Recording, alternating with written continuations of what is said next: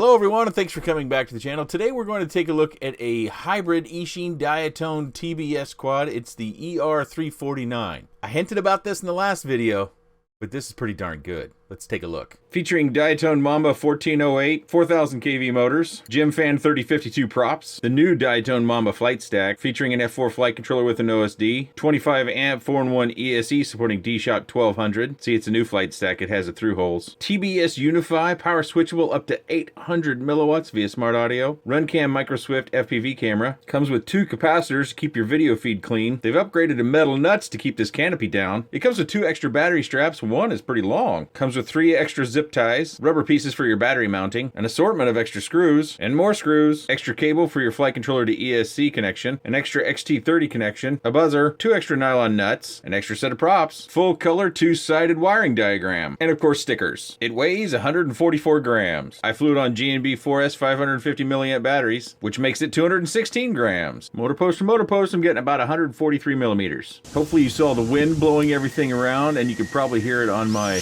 audio recording that's sitting on the table. That's customary in my videos. I think it adds a lot to the video. It also gives you an idea about the tune. From time to time, in those really hard turns that are 180 degrees or maybe even more, you'll hear some oscillation, some prop wash. And I do think they could use a touch bit more tuning, maybe decreasing the P on 2 axes, maybe even just increasing D just a touch. But overall, I thought the tune was very good, and what you see me flying it is the tune itself.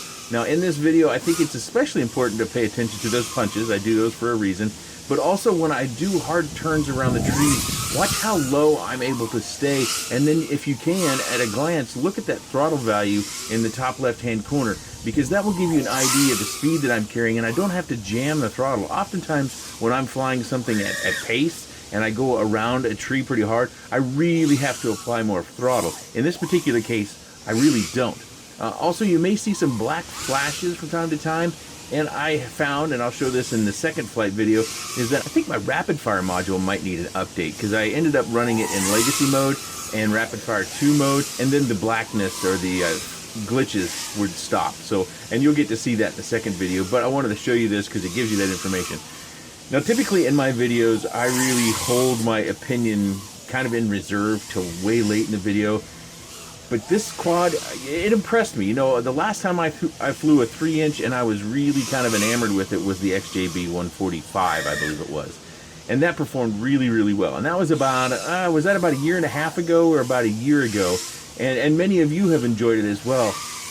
I think this one's better. I think I'm flying it harder. I felt more in control. It had more aggressive climb when I went to full throttle. I thought the power delivery to the motors and the motors themselves had real linear throttle, which is what I'm looking for. That way I don't have to worry about adding a throttle curve or anything to smooth those things out. It just leaps into the air. It flies really, really fantastic.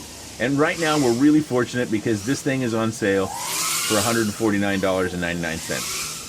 Banggood has that sale that I mentioned the other day going on, and I hinted to this one. At that point, I'd only flown about 6 packs through this, and I thought it was really good, but I just wanted to firm things up. I wanted to fly more. If you're familiar with my channel, I tend to fly these things quite a bit before I make a review video. I don't have an afternoon review. I really kind of fly them quite a bit. As we get to the low battery here, I'm going to flip back to the OSD so you get to see my final landing ending voltage, because I always think that's important. We get over a 2.5 minute flight time, which is rare for me. So this video has that kind of proof of concept that I think something's up with my rapid fire. I need to update that module a little bit. And this was kind of just a proof of concept for me. At the time, I didn't know whether I would be bringing this into the review video or not. But also, I do something a little bit different in this flight that I think might help you in looking at this machine and its performance.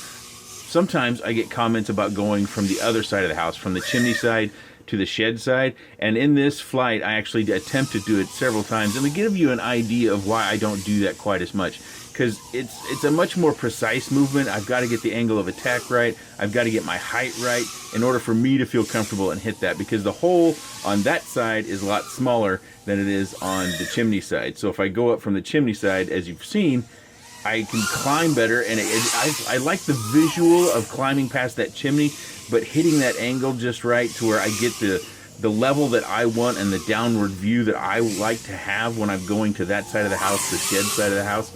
is pretty challenging. So I attempted a couple times, and the last time that you see it, if you want to watch it, I get up and vertical over that hole in the trees and above the shed, and I come down, and that's a successful attempt. But it took me like what, 3-4 attempts to finally get that. But I think this flight video, I'm also flying pretty aggressively, but I think I'm flying it just a touch slower, if you can tell a difference, than I am in the first video, and I get nearly a 3-minute flight. So when I fly something like this, and I'm flying a relatively puny battery at 550 milliamp, I don't get normally anywhere near a 3-minute flight time. Usually I'm coming in around 2:15. Subscribers, you can chime in down below what you typically see. So I would think for many people who aren't flying like this, your flight times will actually be pretty good. And that's another thing that makes me want to encourage you, if you're interested in the 3-inch and you have the funds, to go out and get this one, because at this price, I think it's going to be really hard to beat. I'm very curious about what its top speed is, but for me, its top speed doesn't matter nearly as much as how it handles in the air. And I really enjoyed flying this. I felt like I was in control. I felt like I could do those exploration flights where I try to go from the chimney side to the shed side of the house. And I just wanted to fly it more and more and more. And unfortunately for you, this is probably one that you won't see coming in a giveaway anytime soon, because I'm going to keep this one in my stable. I want to fly this thing as much as I can. It's one of those machines that, you know, every once in a while you get one that you just really like. I don't want to give you the sales pitch. Make sure you can pay your bills. You can live your real life. This is a hobby. It comes second. But if you're in the market for something and it's a 3-incher, right now I can't see buying anything other than this. As you see there, we're coming in around 2 minutes and 50 seconds. And then when we finally land, I kind of stable things out. I get down on the ground just right at about 3 minutes. I want to leave some space in one of these corners so I can add the crash reel, because I think that's another thing that impressed me about this. This quad has got, I believe they call this reinforced motor stem, so it's drilled out and then they've put another material down through there. I don't know whether that actually bears out into reinforcing it, but in my crashes, I had some fairly severe crashes. I didn't have any breakages whatsoever. I did have a battery ejection, and you'll see that in the quick roll, and that's probably due to this battery strap type. I really don't like this. I've said it a few times in other videos that when the battery strap comes up over here, I just don't get the grip. I probably should have doubled up on the battery pads that they do include. I just put them right down the center, but I just don't get the grip that I want to grip, because sometimes when I'm flying at speed, I do get a battery ejection. The only thing I added outside of adding my receiver and the zip ties to secure that down is the zip tie right here to secure my battery lead, which is a good thing I did, because when I had that battery ejection, everything was fine and I could continue to fly. You might see some dirt in the motors. Maybe I did a decent job of cleaning that out. And notice that you can't really, they've got some sort of covering over all the carbon fiber. You can't really see it. So I can show you the carbon fiber, but I don't think that's actually the weave. See if I can get the light on that just right. I think that's a cover that they put on it, because it doesn't feel normal. It feels like there's something over the top. But again, I'm not concerned, because, you know, you might have harder crashes than I do, but I had some pretty terrible crashes, and I don't have any breakages whatsoever. It's still, outside of my props, everything looks and sounds like it did when I pulled it out of the box. And I flew it on busted up props too, because, you know, that's real world flying, instead of swapping out, you know, trying to get pristine props all the time so it flies as best as possible.